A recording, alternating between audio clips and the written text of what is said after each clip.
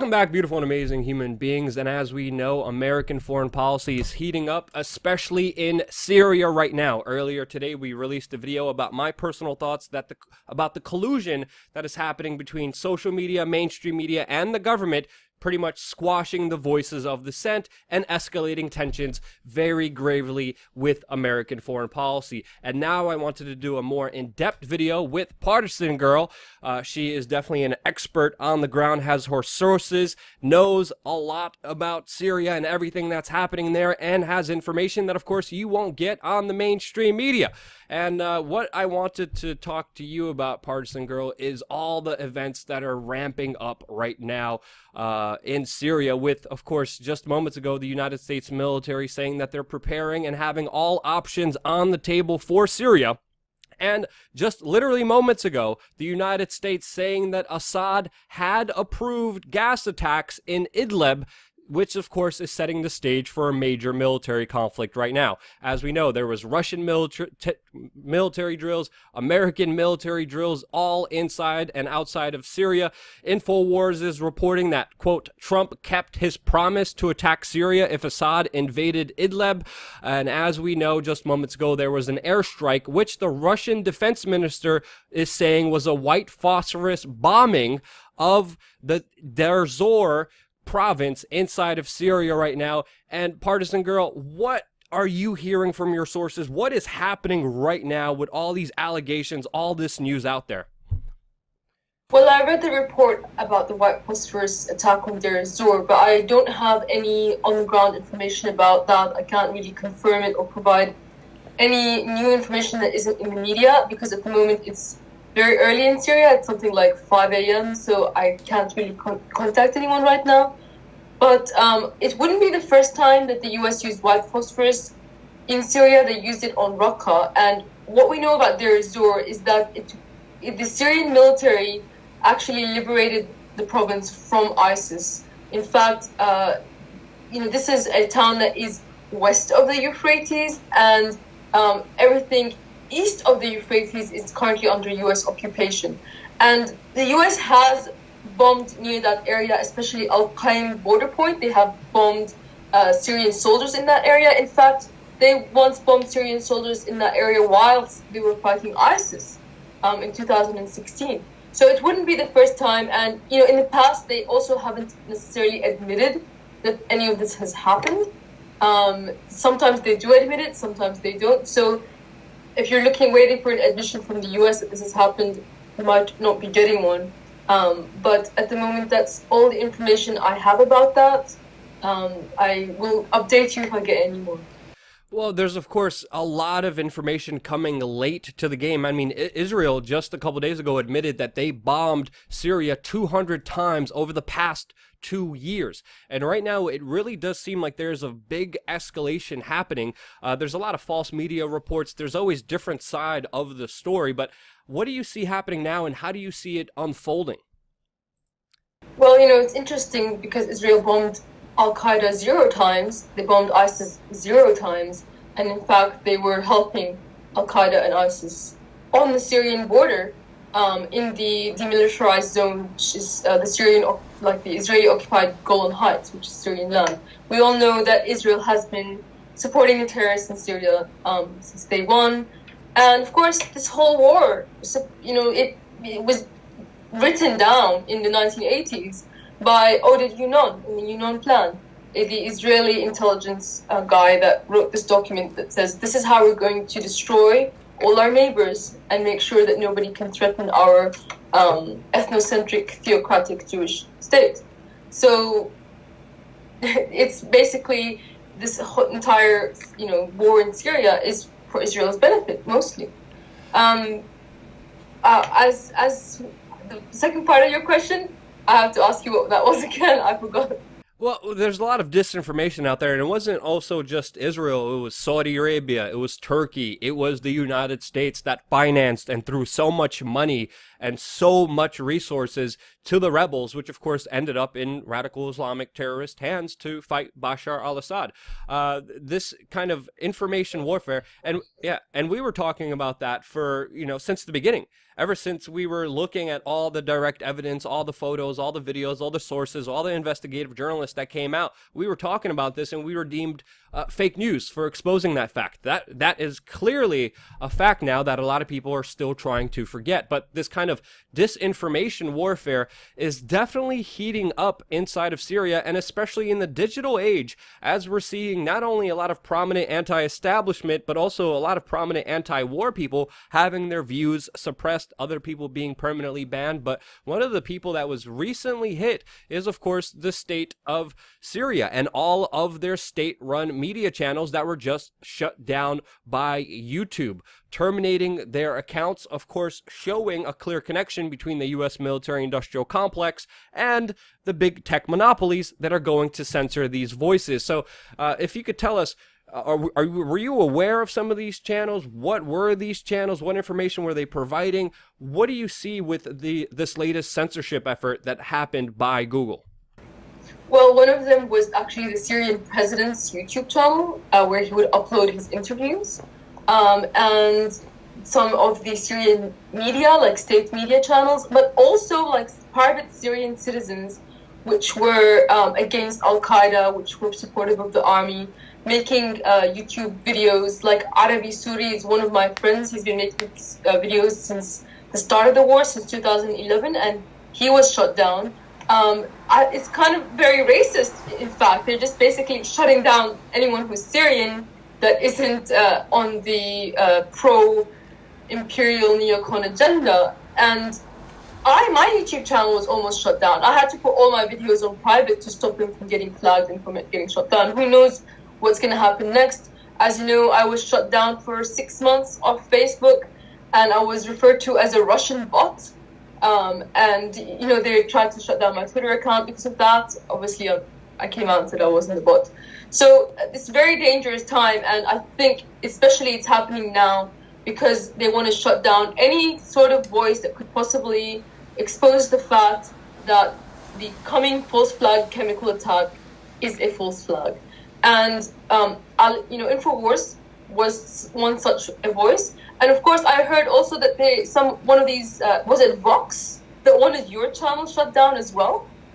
Well, they definitely labeled us in supposedly YouTube extremists, so I put on all my extreme gear and just kind of went crazy on this YouTube channel in response to that. But of course, anyone who goes against the grain, anyone who's anti-establishment, of course, is a target. The military-industrial complex does have ties to big social media companies. They, of course, have been strongly connected with the mainstream media, pushing lies on the American people to get them into the war. And now, to me, this is another step that's happening. Some people are correlating it with, of course, more bigger aggressive actions by the United States, which of course they do not want questioned, and the biggest people questioning them are the people online. Now, Alex Jones is a little different. He's kind of entertaining the fact that Donald Trump may be elected if he attacks Syria, kind of being amused by that a little bit, which I don't understand, and that's a whole nother issue to get into. But most importantly, the issues that they're trying to keep away from us are basic issues of facts. You have to look at both sides of the story. You want to look at what the Syrians, the Russians, the Iranians are saying, and you want to look at what the United States, Israel,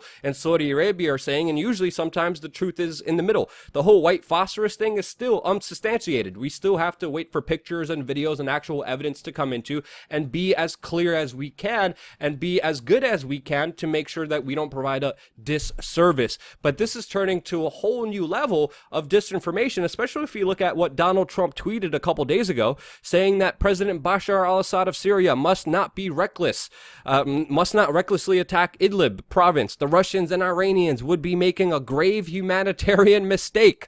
We're also seeing Nikki Haley talking about if there is a chemical weapons attack, it's definitely going to be by Assad. Meanwhile, the important facts of how there's Al-Qaeda inside Idlib, how they control the majority of that province, most of Americans are not privy to. Most of Americans are not getting that information or even seeing how the rebel groups inside Idlib are carrying terrorist attacks, mainly against also Christians, Syrian Christians, and other towns who don't go along with their religious doctrine and their radical Islamic oppressive views. So what I wanted to ask you specifically is, there's a lot of disinformation right now. What do you make of Trump standing behind Idlib with Nikki Haley, trying to make this out like it's a humanitarian crisis? I will get to that, but I just wanted to quickly go back to the censorship point just a little bit again. You know, as a matter of fact, even years ago, especially at the start of the Syrian war, many Syrian channels were getting censored off YouTube. Channels that specifically highlighted the fact that the US was working with Al-Qaeda and ISIS. Channels like WeAreChange. You know, we're talking about years of historical evidence just being wiped off the internet, kind of memory hold. And smaller channels, South Front, Russian channels, they were getting shut down, but it wasn't getting as much media because these are smaller channels. So the censorship is just increasing, and any one of us could be next and we could go and there would be no recourse. But yes, it's all part of this disinformation. It's all part of this war drive. And Trump, you know, it's interesting to see previous, the Trump that was elected versus now. If you read all his previous tweets about how the rebels are Al-Qaeda, Clinton is working with Al-Qaeda, we don't want to go to war to help the rebels win, etc., etc. Now he's gone and turned a completely turncoat. And is it perhaps because of all the pressure he's receiving in the media? Is it perhaps because he knows that if he doesn't do what the deep state want him to do, then he's basically gone? Even if that were, or maybe he was fooling us all along. You know, I always put a possibility that he was going to turncoat. In fact, I said, at least with Trump, there's a chance that things will get better, but that was always in my mind a small chance. I guess it doesn't really matter, because even if he, you know, deep down wanted to do the right thing, he's obviously putting himself first and being a coward.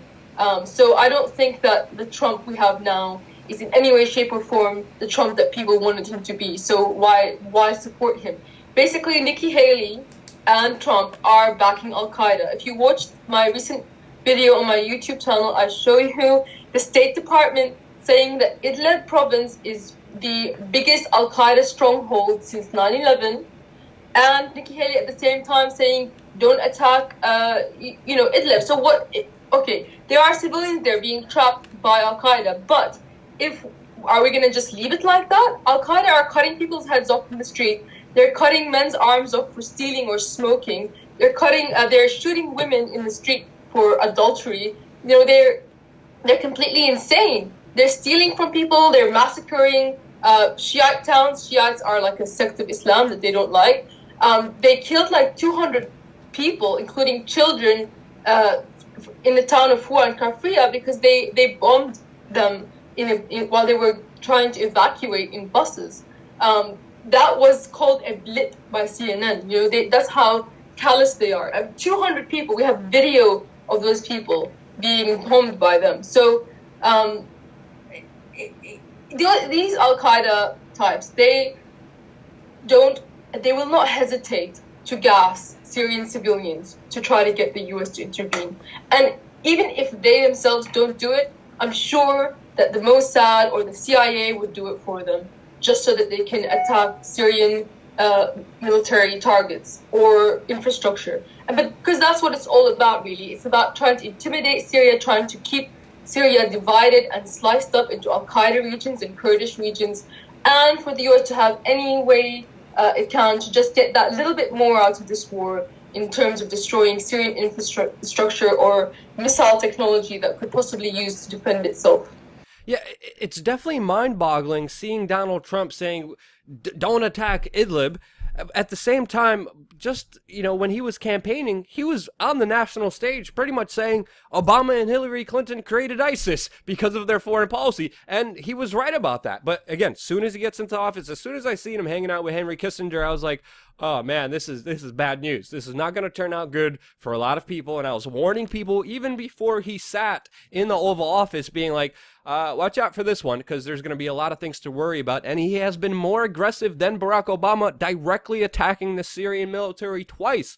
We're just getting details of the third attack that happened, allegedly, according to Russians, white phosphorus. But again, we'll find out the truth about that as the events keep coming. But again, you've been talking about this. I've been talking about this for a very long time. We've been called conspiracy theorists. We've been attacked by the media. We've been called fake news, even though everything we've been saying has been coming true. You've been making many predictions that have come true. And it definitely looks like they're just trying to postpone this conflict as long as possible. And we're not just making this stuff up. It's not just us saying this. It's also U.S. representatives like U.S. Senator Richard Black, who's coming out and saying that the United States, and especially British MI6, is planning a fake chemical weapons attack on Syria. Tulsi Gabbard released a statement saying, please make sure we can evacuate the civilians so that the Al-Qaeda controlled city of Idlib does not get affected by the big bombing campaigns and by the big attacks, and admitting that this is an Al-Qaeda area, which of course Nikki Haley and Donald Trump have somehow conveniently forgot,